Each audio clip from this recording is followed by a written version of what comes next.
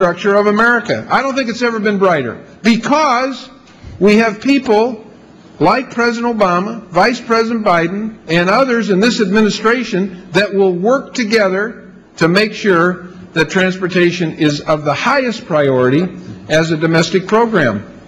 Thank you, Mr. Secretary. Thank you. Yes. Good morning. I'm Sandy Frankel, Brighton, New York.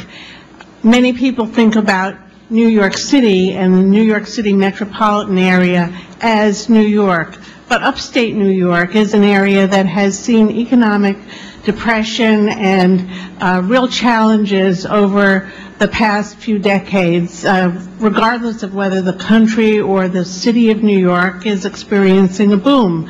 And toward that end, it will be critically important that upstate New York have access to high-speed rail in the first instance. Louise Slaughter hails from my area and represents a part of my town, and I think it's something that will really benefit a whole swath of communities across upstate New York and then leading westward toward Chicago. So I implore you to have that section included when you unveil your plan.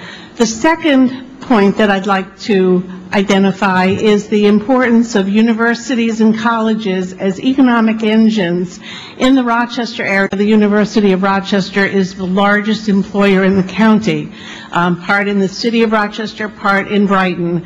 And the infrastructure is inadequate to accommodate the university's planned growth, which not only delivers medical, biomedical, biotech types of research that we are now moving into a transitional mode for spin-offs and new companies to develop, but we need funding for improvements in the interstate system area near the university to accommodate that growth. Otherwise, that growth won't be able to happen because the zoning and environmental reviews will show that the area can't support that from a traffic perspective. So that's another issue, to think about our institutions of higher education as economic engines and the relationship of that to the transportation infrastructure system that we have.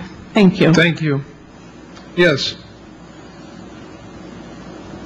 Yes, ma'am. I'm Virginia Dupuy, Mayor of the City of Waco, Texas, and I would like to ask, first of all, Secretary LaHood, thank you for being here and for answering our questions like you are. I'd like to ask what the thinking is in terms of long-term funding for highways and bridges and the use of a concept of users are the one who pays, and that possibly we know the gasoline tax is not taking care of and keeping up with the needs. I'm wondering if there's any consideration or any serious consideration about this being a factor of those who use the roads, a factor of weight and distance, so that those who are using the most are paying the most for those roads and bridges.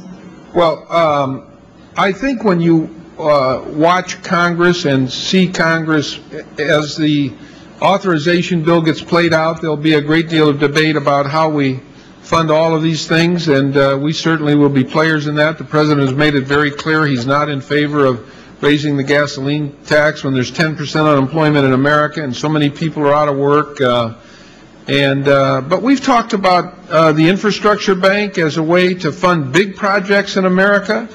We know that tolling, you all know this because you're in communities where tolling, you can raise a lot of money with tolls, and I know it's controversial in some places in the country, but in some places people have raised a lot of money in order to add an additional lane onto a road or build a bridge or fix up a bridge or whatever. So there are probably 3 or 4 different things that Congress will debate, and certainly you know, I think if you talk to people in the trucking industry who use a lot of the interstate systems around America, they pay a pretty good chunk of tax into the state coffers for the use of the roadways. So, but All of these things, I think, will be a part of the debate in Congress.